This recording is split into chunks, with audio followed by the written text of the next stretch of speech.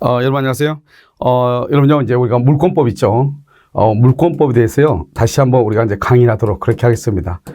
이제 물권법을 강의할 때 이제 처음에 강의를 했을 때요, 어떻게 강의를 했냐면요.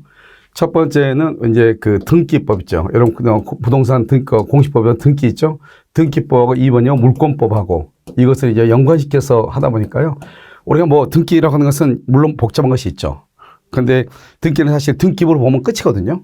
등기부를 딱 보면 등기 이렇게 되어 있구나, 이렇게 하는구나, 이걸 보면 끝이기 때문에요. 그런데 보통 이제 우리가 강의를 할 때 이론으로 강의하고 등기부를 직접 보지 않기 때문에 학생들이 사실은 상당히 좀 문제가 되죠. 나중에 이제 그래서 이제 2차에 가서 보면 등기법이 너무 어렵다, 지적법은 쉬운데 이런 말을 하죠. 사실 그건 법이니까 어렵다고 하면 안 되는 거거든요. 그것은 이해가 돼야 되는 거거든요.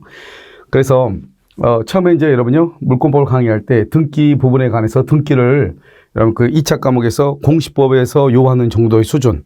그래서 그것을 우리 민법에서요, 최대한 커버를 하고 그다음에 2차로 넘어가야지 쉽단 말이죠. 그래서 거기에 관한 등기를 좀 그 2차 과목과 같이 병행해서요, 좀 양을 좀 많이 했더니요, 학생들이 너무 이게 잘 모르겠다.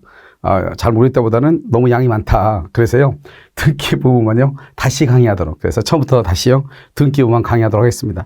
여러분, 이제 우리가 그 강의를 하다 보면 어떤 문제점이 있냐면, 우리가 이제 그림 노트다. 그러면요, 숫보기다. 그러면 이 숫보기에 대해서 내용을 알려면 거기에 있는 것만 알아가지고는 내용을 알기가 어렵죠. 예를 들어서 한번 공부한 경력이 있다. 그래서 작년에요, 시험을 한번 본 경력이 있다. 이런 분들은 어느 부분인지 찾아갈 수 있지만, 사실 처음 공부하신 분들은 어느 부분이 찾아가기 되게 힘들죠. 물론 이제 스페셜에서 하는 것이 이제 가장 특징이 뭐냐면 이제 특강 위주로 가는 거기 때문에 어느 정도 공부가 된 상태에서 오신 분들을 대상으로 하는 건 맞죠. 그렇게 한다면 명확하게 그것이 정말 한번 공부를 한 경험이 있는 분이다, 그래 버리면 사실 여기서 뭐 부차적인 것을요 설명할 필요는 별로 없는 것인데요. 그래서 이제 우리가 처음 강의를 할 때는 마찬가지로 이제 그 기본적인 것을 먼저 알아야 되잖아요. 시험에는 나오지 않지만 직접적으로 그게 시험에 나오지 않아. 근데 그걸 모르면 법이 이해가 안 돼. 이런 것들이 있거든요. 사실 가장 어려운 게 기초 강의를 하는 거예요. 기본적인 강의를 하는 것이 너무너무 어려운 거예요. 근데 이제 보통 이제 학생들은 어느 정도 공부가 되면은 기초는 까먹고 결론만 알죠. 기출 문제 나온 지문 결론만. 그러니까 그 결론 이외의 것을 하게 되면은 이제 학생들이요, 조금 당황하고 헷갈려 하긴 하죠. 그런데 이런 그렇지 않고요. 공부에서 가장 중요한 것은 기본적인 내용을 다루는 것이 가장 중요해요. 아시겠죠? 그래서 일단 여러분들이 이제 공부하는 것이요, 시작이 돼서 여러분들이 한번 그래도 양은 많지만 등기법을 배웠다고 생각을 하고요. 그래서 여러분요, 채권이 뭐고 물권이 뭐다 하는 정도로 여러분 이미 이해를 했다, 이렇게 보시고요. 여러분 이제 제가 이제 물권법 맨 처음에 시작을 할 때 채권법이 무엇인지 쭉 설명하죠. 그것이 시험에 나오질 않죠. 근데 그 채권의 의의를 모르면 나중에 물권법이 설명이 안 돼요.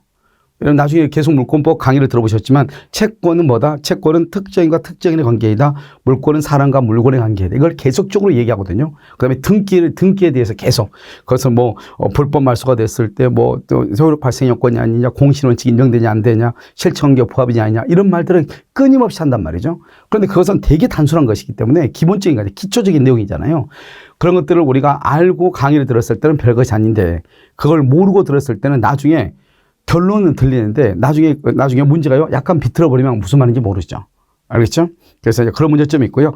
올해 이제 변호사 시험 쳤고요. 그 다음에 변리사 시험 쳤고요. 이번에 지난주에 감정평가사 시험을 쳤습니다. 3개. 근데 이 3개 다 이제 문제를 다 분석을 했는데 문제가 작년보다는 다 쉽게, 난이도가 좀 더 쉽게 나왔죠. 감정평가사는 우리하고 시험 횟수가 똑같아요. 33회.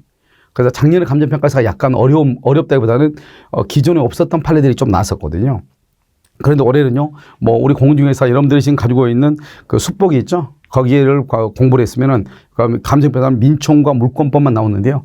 거기에 있는 모든 문제들 다 해결할 수 있도록 그렇게 그런 정도의 수준으로 나와 있어요. 그래서 여러분들이 숫보기 민법을 보면은 그 부분 외의 문제가 나올 가능성은 거의 한 문제나 두 문제 정도다, 이렇게 보시면 될 거예요. 그래서 이번에 이제 그 변리사 시험도요, 예전에 변리사 시험이 약간 길었거든요. 그런데 올해부터는 감정평가사나 우리 시험하고 비슷하게요, 그런 수준으로요 지문이 구성이 돼 있어요. 그래서 아주 지문이요, 지문 구성이 아주 짧게 구성이 되어 있어요. 그래서 여러분들이 나중에 이제 그런 문제들도 이제 한번 풀어볼 수 있는 기회들이 주어져야 되는데, 왜냐하면 그래야지 여러분들이 지금 공부를 하고 있는데 내가 강의 들었던 이 강의가 과연 똑바로 강의를 듣고 있는 건지, 우리가 공중에서는 이제 10월 29일 날 시험을 보는데 지구상에서 처음 태어나는 문제를 보는 거잖아요. 지금까지 있지 않던 문제를 보는 거예요.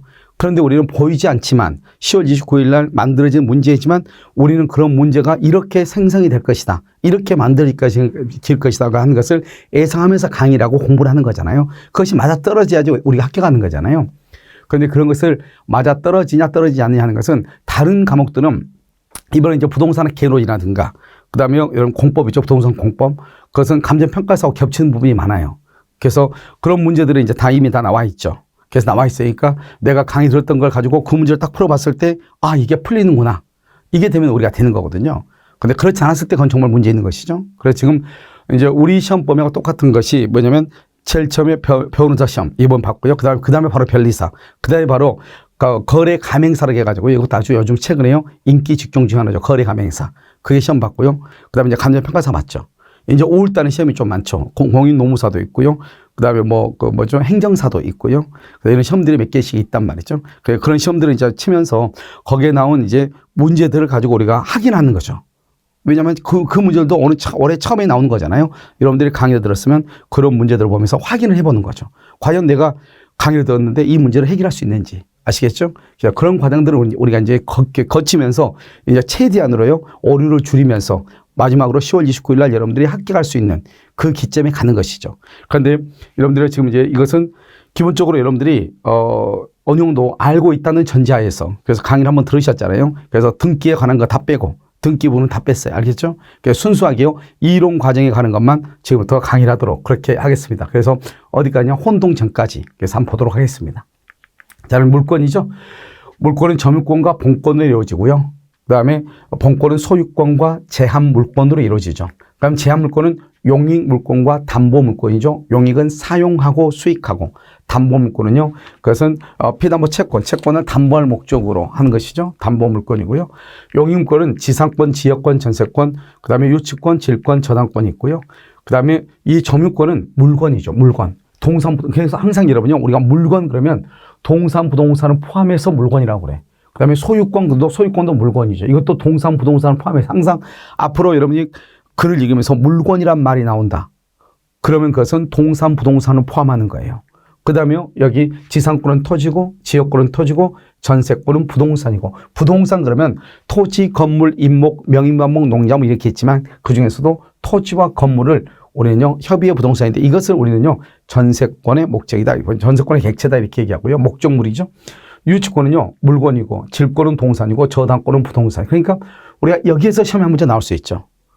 저당권, 점유권은 부동산을 객체로 한다 그러면 틀리죠. 소유권은 권리를 객체한다 그러면 안 돼. 소유권은 물건만 객체해. 동산, 부동산. 우리 민법상의 소유권은 물건만. 아시겠죠? 지상권, 지역권, 전세권은요 토지, 부동산이죠. 그러니까 지상권, 지역권, 전세권은 부동산만 돼. 동산은 절대로 안 돼. 알겠죠? 부동산. 그래서 감정평가사 시험에 나왔어요. 부동산만 객체로 하는 것은 지상권, 지역권, 전세권. 그게 시험에 나왔단 말이죠. 그 다음에 유치권은요, 물건이죠. 여기는 동산이죠. 질권은, 여기는 부동산. 부동산은 토지, 건물을 얘기하는 것이죠. 그 다음에 여기요, 유치권하고 질권하고 저당권은 여기서 뭐가 있냐면, 여기요, 지상권, 전세권, 권리, 질권, 유가, 증권 이렇게 있죠. 원래는 물권의 형식은 사람이 물건을 지배할 수 있는 권리이기 때문에요. 사람과 물건 간의 관계란 말이죠. 그런데 여기 유치권, 질권, 저당권에는 뭐가 있다? 여기 권리, 질권이라고 하는 것이 있죠. 권리, 질권. 그래서 여기 유가, 증권, 권리, 질권, 여기 지상권, 전세권 이렇게 있잖아요. 이것을 우리는 뭐라 한다? 담보 물권에 관해서, 담보 물권은 물건만 있는 것이 아니고 다른 권리도 있다. 그래서 이렇게 하면 안 돼. 우리 물권의 객체는 물건에 한한다. 그럼 틀려.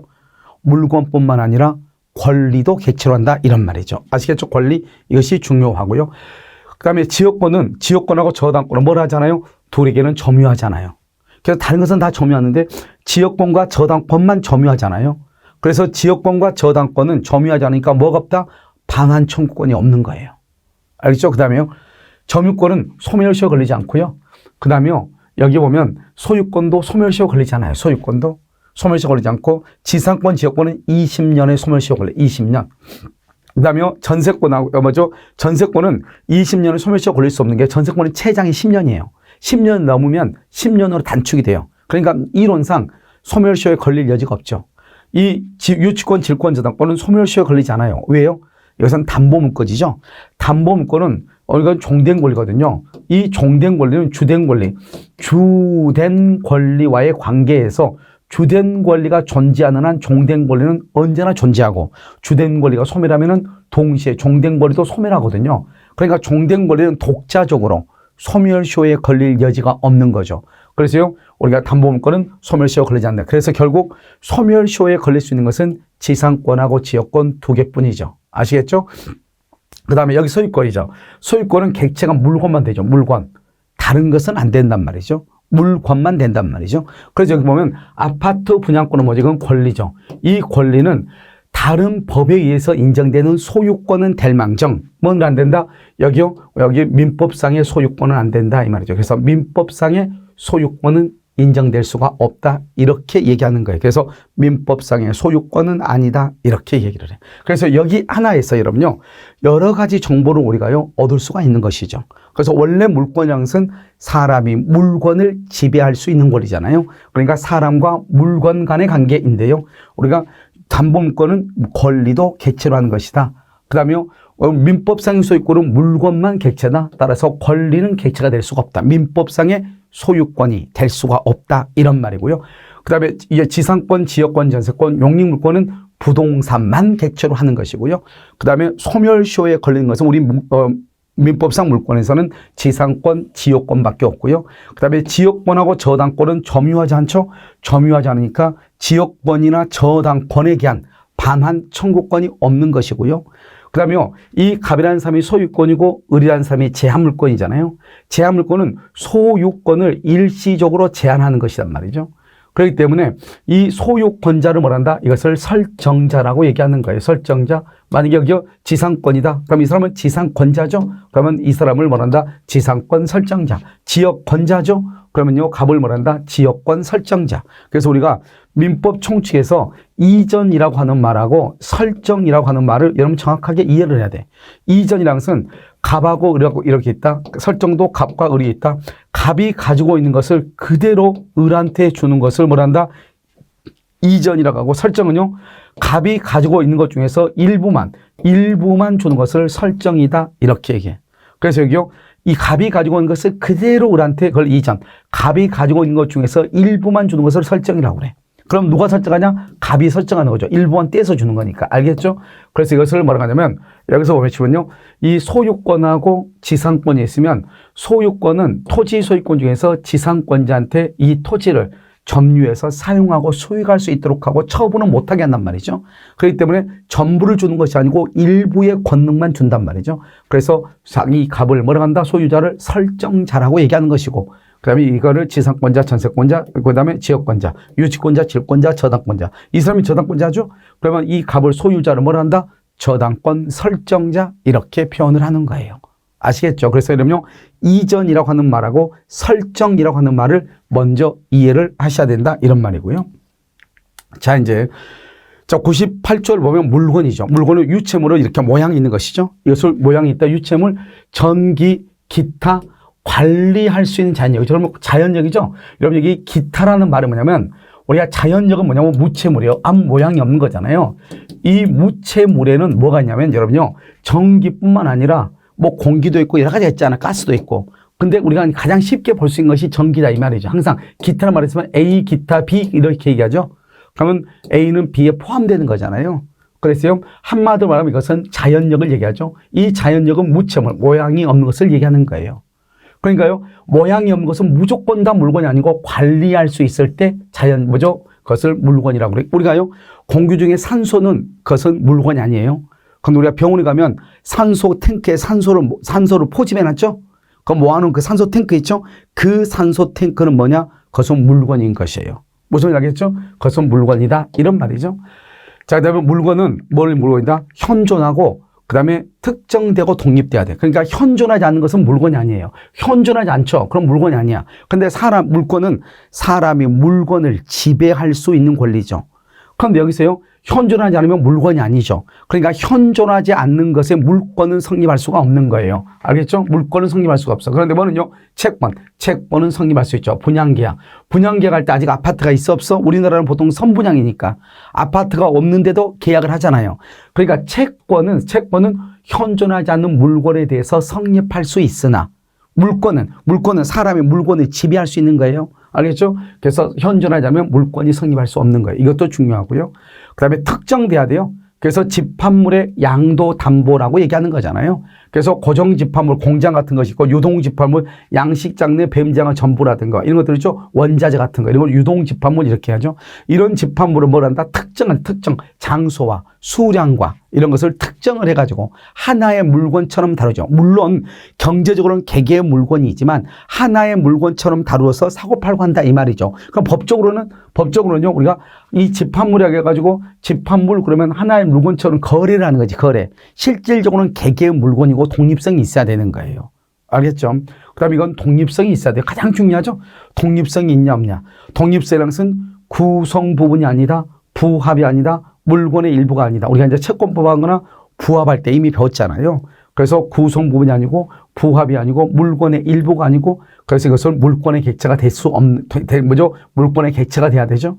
그러니까 이것을 독립성이 있다고 그래. 그래서 물건의 3대 요건 중에서 독립성 하나만 있으면 그냥 우리는 보통 그것을 물건이라고 얘기해요. 그래서 만약에 독립성이 있으므로 그럼 그건 물건이다. 이렇게 보는 거예요. 아시겠죠? 물론 이 세 가지 요건이 있어야 물건인데 다른 것은 갖췄다 보고 독립성이 있다. 그럼 물건이고 거래객체, 사고팔고 할 수 있다. 이런 말이에요. 그 다음에요. 제99조에 보면 부동산이라는 것은 뭐냐? 부동산은 토지예요. 토지는 부동산이요. 그러한 건 뭐냐면 토지 위에 정착돼 있다. 그래서 우리가요. 부속이라고 하는 말하고 부속이라고 정착이라는 말을 좀 다르게 쓰인다. 이렇게 얘기했죠? 자, 부속이라는 것은 건물, 기타, 공작물. 건물, 기타, 공작물에 부착시키는 것을 부속이라고 하고 여기서 보면 정착시키는 것은 움직이지 않는다 이 말이죠. 움직이지 않는다. 그러니까 토지, 그 토지 및 그 정착물은 토지 위에 있는 정착물이죠. 그러니까 땅 위에 있는 것 중에서 움직이지 않는 것. 뭐가 있어요? 육교도 있고 고가도로도 있고 강고탑도 있고 그 다음에 뭐 철탑도 있고 그 다음에 뭐도 있죠. 건물도 있고 전봇대도 있고 여러 가지가 있잖아요. 자, 이런 정착물을 얘기하는 거예요. 정착물 아니죠? 그런 것들은 뭐가 된다? 부동산이다. 이렇게. 알겠죠? 부동산 이렇게 얘기하고요. 그러면 동산은 뭐죠? 동산이라는 것은 움직이는 거죠. 동산은 부동산 빼고 여기 뭐라고 나왔다? 부동산 이외의 물건. 왜 이렇게 나왔느냐? 우리 물건 중에서 물건은 동산과 부동산을 포함해서 물건이죠. 물건 중에서 부동산을 빼면은 나머지가 동산. 왜? 동산은 가짓수가 너무 많아가지고 이것을 어느 하나로 설명할 수가 없다 이 말이에요. 그래서 어떻게 하는 것이냐? 그냥 부동산이 뭐냐 이렇게 물어봐. 그랬더니 부동산은 토지, 건물, 임목, 명인방법, 농작물이래. 알죠? 그러면 그거 빼고 나머지를 그냥 동산으로 합시다. 이렇게 가는 거예요. 왜냐면 동산은 여러분 마트 한번 가 수천 수만 가지가 있잖아요. 그렇기 때문에요. 동산의 개수를 셀 수는 없단 말이죠. 그래서 그러면 동산은 뭐냐? 여기서 그러면요. 동산이라고 하는 것은 뭐를 얘기한다? 물건에서 부동산을 빼. 그러면 그것은 나머지가 동산이에요. 그럼 우리가 알아야 될 게 뭐를 알면 되죠? 부동산이 뭔 줄 알면 끝이죠. 그러면 나머지는 다 동산이니까. 그러면요, 우리가요, 부동산은 뭐냐? 부동산은 토지하고 토지 위에 정착되어 있는 거.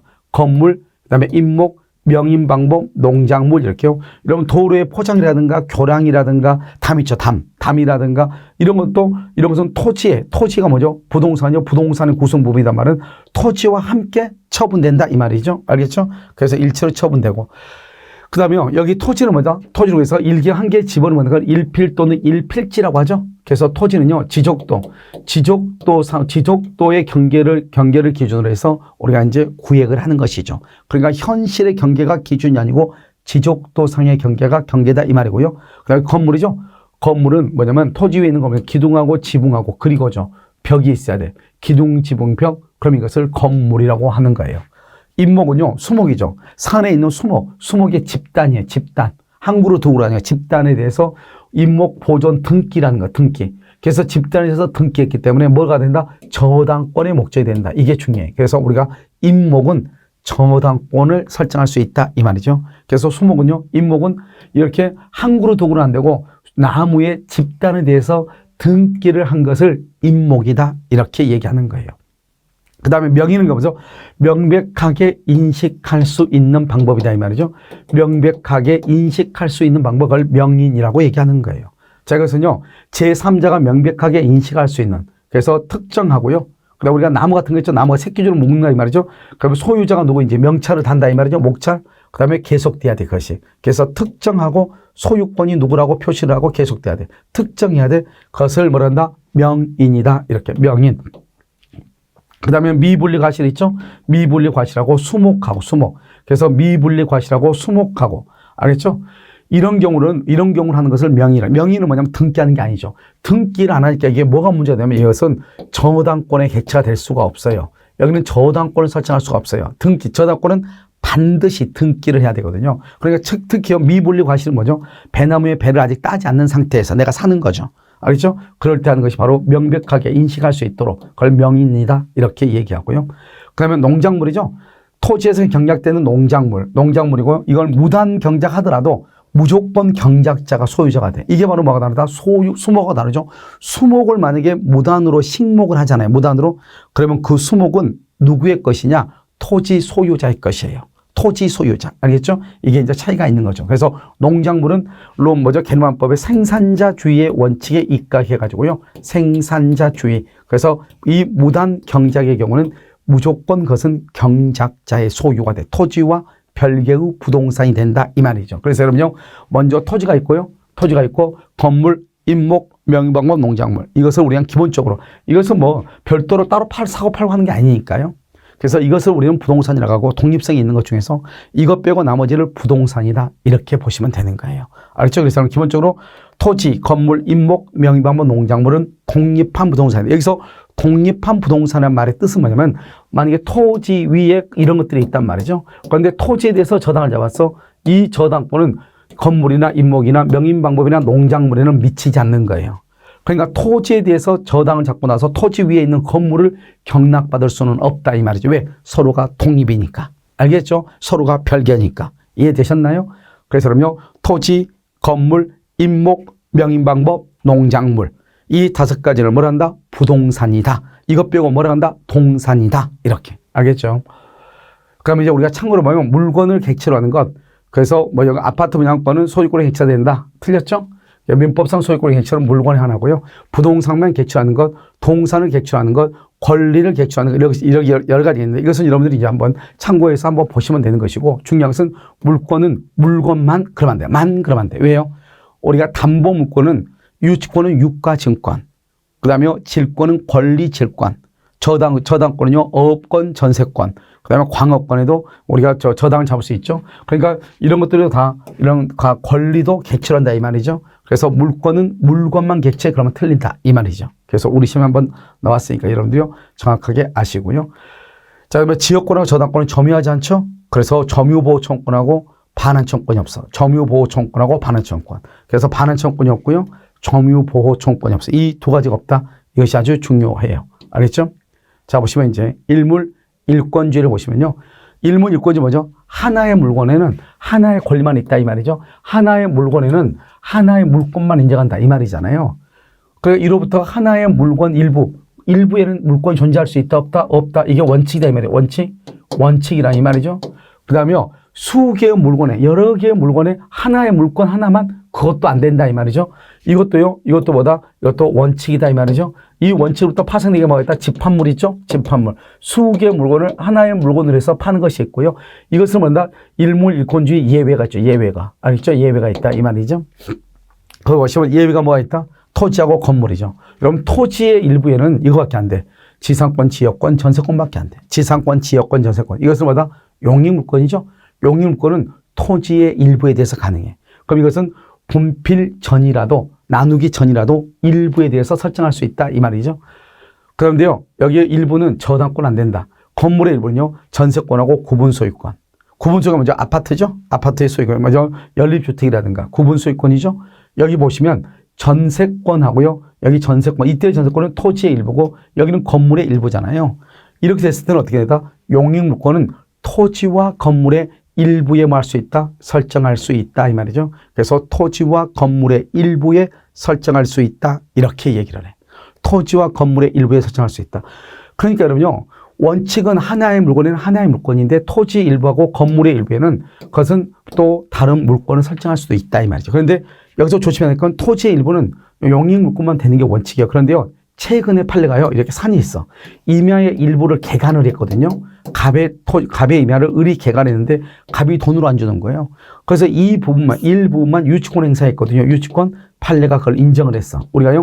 쉽게 구분되고 분할될 수 있는 경우. 쉽게 분할. 왜요? 여기는 임야고 여기는 누가 보더라도 개간이 돼서 농지잖아요.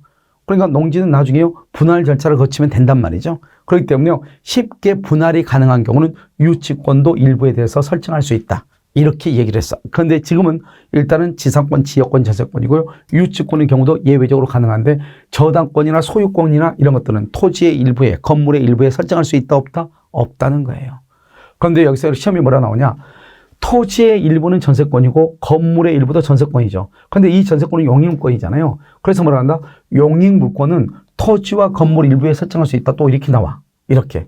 알겠죠? 그래서 이것을 여러분들이 같이 이제 문제가 나올 때 어떻게 해서 문제가 구성이 되는지 그걸 이제 알아야 된다 이 말이죠. 특히 여러분요. 여기에서 뭐를 하라고 그랬죠? 그래서 유치권. 쉽게 분할이 가능했을 때는 일부에 대해서 유치권도 가능하다 이 말이죠. 그 다음에 공동소유죠. 이런 공동소유는 일물일권주의 위반되지 않죠. 왜요? 갑하고 을하고 3분의 1이다. 을이 3분의 1이다. 병이 3분의 1이다. 이 말이죠. 각각 3분의 1씩이죠. 이 3분의 1씩을 더하면 얼마가 돼요? 그건 1이 되죠. 그러니까 마치 소유자가 3명 있는 것처럼 보이지만 지분을 다 더하면 그것은 1이 된단 말이죠. 1. 그래서 이것을 한 개의 소유권이다. 이 말이죠. 이 한 개의 소유권이 양으로 나누어졌다. 나눌 뿐자 양으로 나누어졌다. 3분의 1씩 나누어진 한 조각. 3분의 1이죠. 이것을 우리는 지분이다. 이렇게 얘기해요. 그러니까 지분이다 모이면 뭐가 된다? 1이 되는 것이다. 그래서 하나의 물건에 소유권은 몇 개가 있는 것이다? 한 개가 있는 것이다. 이 말이죠. 이것을 우리는 뭐라 한다? 일물 일권주의에 위반된다. 위반되지 아니한다. 위반되지 아니한다. 이렇게 얘기하고요. 그 다음에 이제 부동산의 일부죠. 우리가 부동산의 일부에 대해서 점유 취득시효는 가능하죠. 그런데 등기부 취득시효는 안 돼요. 왜요? 등기는 1부동산 1등기니까 하나의 부동산에 하나의 등기를 하죠. 그런데 점유는 일부에 대해서 점유할 수 있다 이 말이고요. 분할이 가능한 토지의 일부 위에 뭐가 가능하다? 유치권이 가능하다 이런 말이죠. 유치권 알겠죠? 자, 그 다음에 이제 물권 법정주의를 한번 보시면요. 이런요, 우리가 물권 법정주의에서 물권은 뭐냐? 물권은 법률이나, 여기 봐봐, 또는이죠? 법률 또는 관습법에 의하는 외에는 임의로 창설하면 임의로. 그러니까 임의로 창설하면 임의 규정이죠? 이걸 무슨 규정이라고 한다? 강행 규정이다. 이렇게 얘기를 하는 거죠. 강행 규정, 이렇게. 그런데 여기서 보시면 이때의 법률이란 것은 뭐다? 이것을 성문법이라고 성문법, 문자로 이루어진 법이다. 여기는요, 불문법이라고 그래. 문자로 이루어지지 않는 법을 관습법이라고 하는 거예요. 그래서 관습법은 일정한 관행이 존재하고, 그 다음에 사회 구성원들의 법적 확신이 있고, 그 다음에 그것이 헌법을 최상위 규범이라는 전체 법 질서의 정당성과 합리성을 구비하고 있다면, 비록 문자로 되어 있지 않다 할지라도 이것도 하나의 법으로서 다른 법령과 동일한 효력이 있는 것으로 보는 거예요. 알겠죠? 이것을 우리는 관습법이다 이렇게 얘기하고요. 그래서 여기서 이제 법률이라고 하는 것은 뭐냐? 법률은 맨 위가 헌법이 이렇게 있죠. 헌법이 있고, 그다음에 뭐가 있다? 법률이 있죠. 법률이 있고, 여기 명령하고 규칙이 있죠. 여기서 우리는 헌법은 국민투표로 예상한 국민투표요. 그다음에 법률은요 국회에서 만들고요. 명령요 행정각부에서 하는 거란 말이에요. 행정각부요. 그래서 여러분요, 이거를 이제 알아야 될 것이 뭐냐면, 여러분 국민투표, 국회, 여기 행정각부 이렇게 돼 있잖아요. 여기는 헌법이고, 여기는 법률이고, 그 다음에 명령 규칙이다. 이렇게 돼 있으면, 우리가 말할 때 법률은 여기 법률만 얘기해. 여기 법률. 국회에서 만든 것만. 다른 건 절대로 안 돼. 알겠죠? 이것을 국회에서 만든 거, 작년 시험에 나온 거죠? 형식적 의미의 법률이다.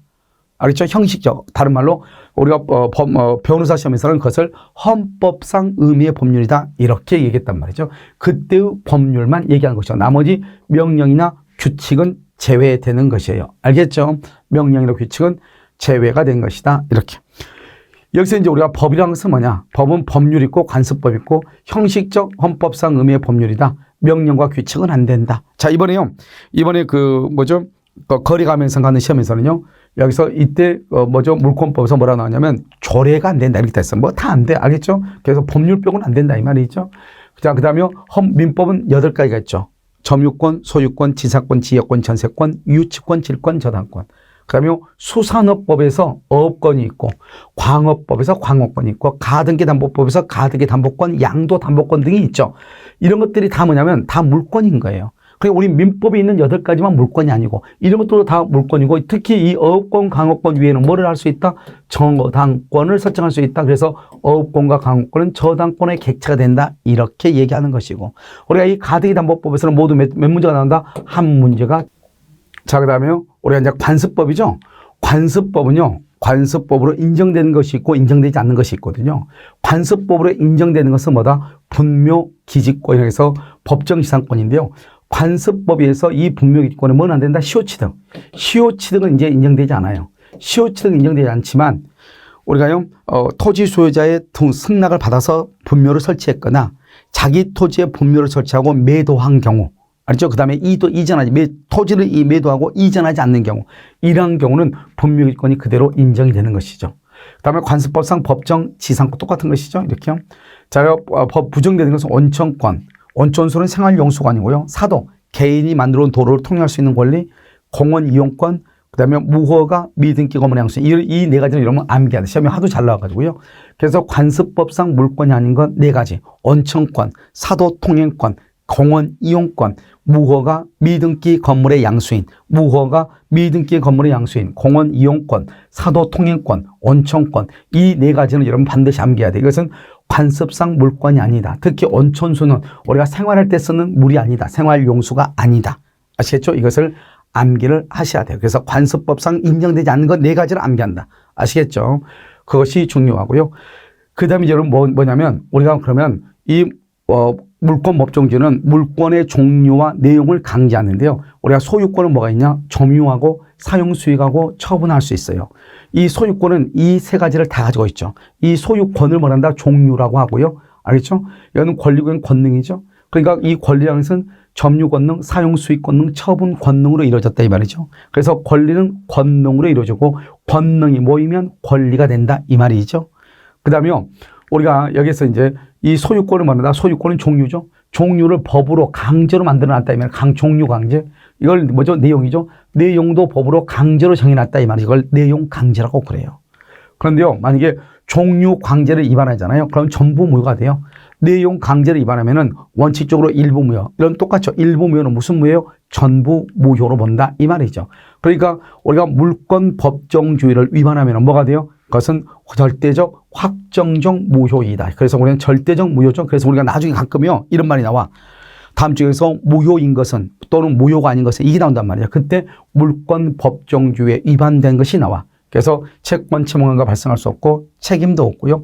물권의 종류와 내용은 법률로 정함으로 용익 권능이 없는 처분 권능만 있는 것, 사용 수익은 없고 처분 권능만 있는 소유권, 그런 것은 있을 수가 없는 거죠. 알겠죠? 이게 여러분 최근에 중요하고 우리 시험에도 나왔죠. 다른 시험에도 다 나왔던 것들이에요. 그래서 처분 권능만 있는 것, 처분 권능만 없는 것, 또는 용익 권능만 없는 것, 그러면 안 돼. 둘 다가 반드시 있어야 돼. 소유권은 점유와 사용 수익과 처분이 반드시 있어야 돼. 그런데 처분 권능이 없다, 용익 권능이 없다, 용익 권능만 있다, 처분 권능만 있다, 그러면 안 돼. 그것은 뭐가 된다? 그것은 무효가 되는 것이에요. 아시겠죠? 자, 그 다음에 이제요, 우리가 이제 우선적 효력을 보시면요. 우리가 우선적 효력은 물권에서 보면 물권과 채권이 부딪히잖아요. 여러분들 이미요, 지난 가장 이제 자세히 설명할 때요, 거기에 강의를 한번 들어보시면 물권과 채권에 대해서 설명을 자세히 했어. 그걸 꼭 들으셔야 돼. 왜 그러느냐?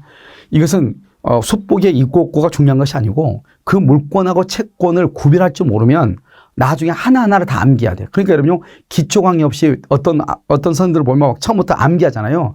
그럼 처음에는 되게 좋죠. 그러니까 이해력이 없는 사람은 그게 너무 좋아. 암기가 될 것 같으니까. 그런데 우리가 암기라는 것은 민법 한 과목 하면 그렇게 해도 되죠. 근데 우리가 6과목이나 공부하는 거잖아요. 그건 암기할 수가 없어요. 알겠죠? 기본적으로 이해하면 암기할 게 없는데 이해를 못하니까 암기가 안 되는 거예요. 아시겠죠? 그래서 보시면 그것을 여러분들이 먼저 다 기본적으로 들었다는 전제하에서 지금 강의하는 거예요. 보시면 물권은 세상 누구에게나 대세권이고요. 대항력이 있죠. 제3자에 대해서 효력을 주장할 수 있고요. 그 다음에 지배권이고요. 절대권이죠. 채권은 특정한 사람에 대해서만 대인권이고, 그러니까 다른 사람에 대해서는 효력이 없죠. 제3자에 대해서 그래서 대항력이 없고, 그리고 청구권이고요. 그 다음에 이것은 상대적이죠. 특정한 사람에 대해서만 주장하니까. 그래서 물권과 채권이 부딪히면 누가 우선한다? 물권이 우선할 수밖에 없는 거예요. 그런데요, 예외적으로요, 채권이 예외적으로 우선할 수가 있어요. 그건 뭐냐면 우리가 매각대금에서 경매대금을 배당을 할 때 최우선 변제권, 알겠죠? 그래서 최우선 변제권이 있단 말이죠. 그래서 이 최우선 변제권의 경우는 저당권 뭐냐, 전처당권이나 전세권보다 더 우선해서 배당받을 수 있죠. 그 다음에 이제 소유권하고 제한권이죠. 이 제한한다는 것은 무엇을 제한하냐? 소유권을 일시적으로 제한하는 것이거든요. 그러니까 소유권과 제한물권이 부딪히면 제한물권이 우선할 수밖에 없죠. 만약에 갑이 1층을 자기 친구한테 전세를 줬다. 그럼 이 1층에 들어가서 잠을 잘 사람은 소유자인 갑이 아니고 현재 전세권자인 을이죠. 그러니까 을이 전속 기간 동안에는 소유자의 우선에서 1층에 대해서 권리를 행사할 수 있죠. 그러니까 제한물권이 소유권에 우선한다 이렇게 얘기하고요. 그런데 예외적으로요, 제한물권과 제한물권이 있죠. 그럼 이제 등기 날짜를 보는 거죠. 저당권은 2월 1일이고 전세권은 3월 1일이죠. 그래서 등기 날짜로 손의를 정하죠. 그래서요, 저당권이 우선한다 이렇게 얘기하는 것이에요. 그래서 원칙적으로요, 물권과 채권이 부딪히면 일단 여러분요, 물권이 우선해. 물권은 무조건 대항력이 있으니까. 그 다음에 채권이 예외적으로 경매대금에서 배당받을 때는 예외적으로 우선할 수가 있고요. 소유권과 제한물권은 제한물권이 언제나 우선을 해. 그런데 제한물권과 제한물권은요, 누가 먼저 등기했느냐, 거기에 따라서 달라지는 것이다. 알겠죠? 등기를 누가 먼저 했느냐, 그것을 얘기하는 것이다. 자, 이제 여기까지가 이제 여러분요, 가장 이제 기초적인 것을 우리가 한번 봤고요.